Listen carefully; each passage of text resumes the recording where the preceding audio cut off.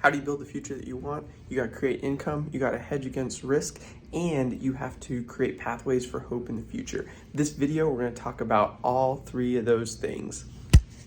All right, so we're talking about your goal, which was to have $1 million invested, and I want to talk about like the entirety of our financial pyramid, which I think is kind of like also like a life pyramid.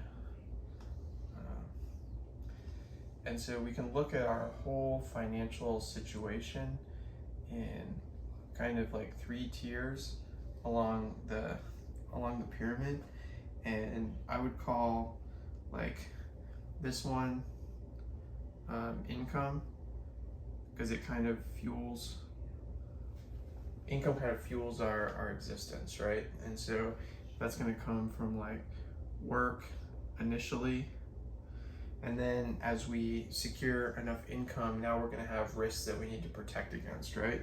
And so I would call this next risk mitigation, and early on you're going to do that just through insurance, right? So like I need to be able to secure my ability to work once I provide for myself. If I get sick, I need health insurance. If I and then once I begin providing for other people, if I die, I need life insurance, right? So initially I'm going to hedge that risk with insurance. Very simple tools. I go to a job, I get a paycheck, I incur risk, I get insurance against those risks. I buy a house, I buy home insurance, right? Like I have a car, I have car insurance, and I just buy insurance to hedge those risks through commercially available products. And then the next thing, you could call it a variety of different things, but I like to call it hope. Some people would call it investing. It's the future, right? Because I don't want to keep whatever I'm doing right now, just the way life is. I don't want to keep doing it. Or if I do want to keep doing it, I want it to get better over time. I really enjoy flying. I want to keep flying, but I don't want to keep flying for the same paycheck with the same schedule that I have right now. Yeah. Like I want that to become better over time.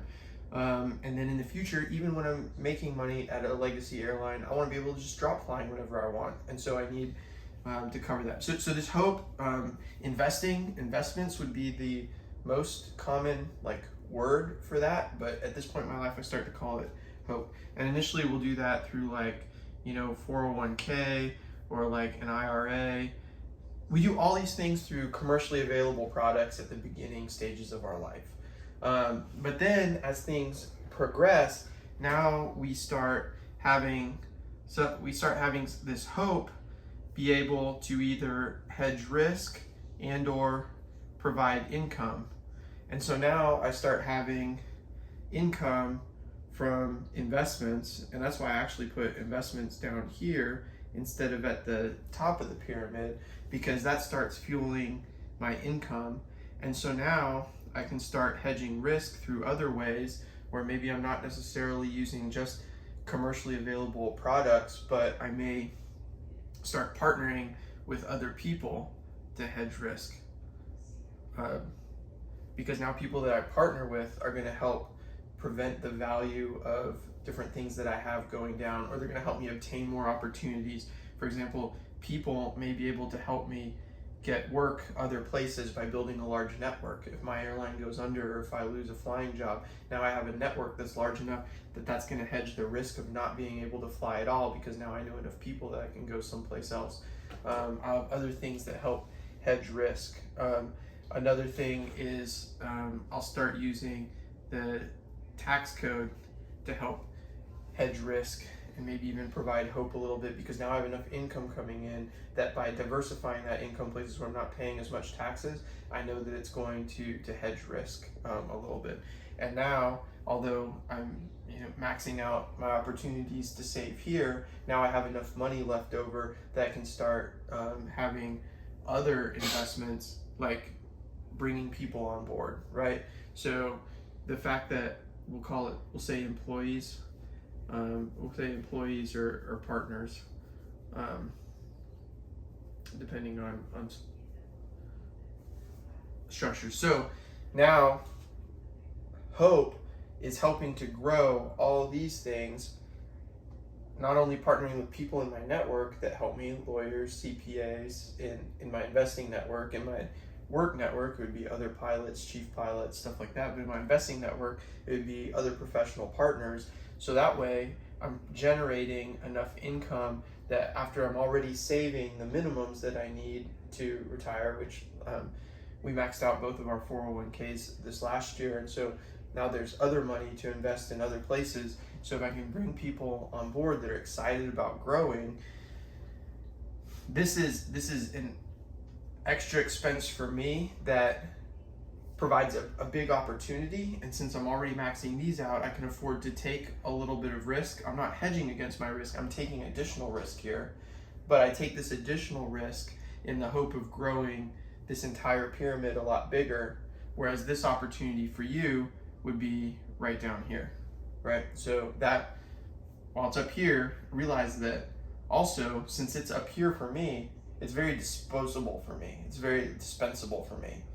But if you're using it for here, it's indispensable for you, right? Like, and then also you want to be like building up here. And so that's why we talk about like the Roth IRA and stuff, because then in the future, that starts building your base. So then maybe in the future, let's say you have enough savings and enough investment where it's surpassing the income you're getting from me.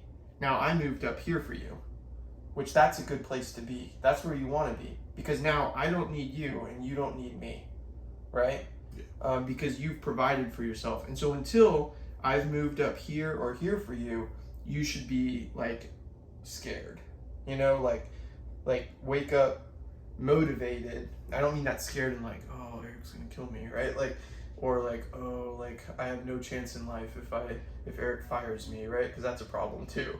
Like you should be able to walk someplace else and like but it should be that like this is the best opportunity I have, because I think that's probably legitimately true. Yeah.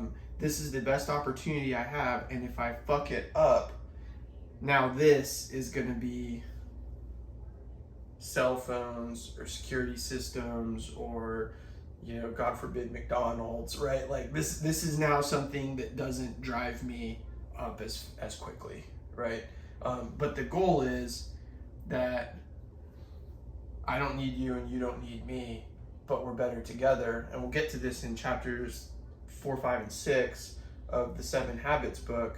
And that's where you want to be. This is where the regional airline is for me, right? Like, I put more money in my 401k than I took out because they pay me so little, right? But you want the job you show up to be up here. Like this could be a great opportunity.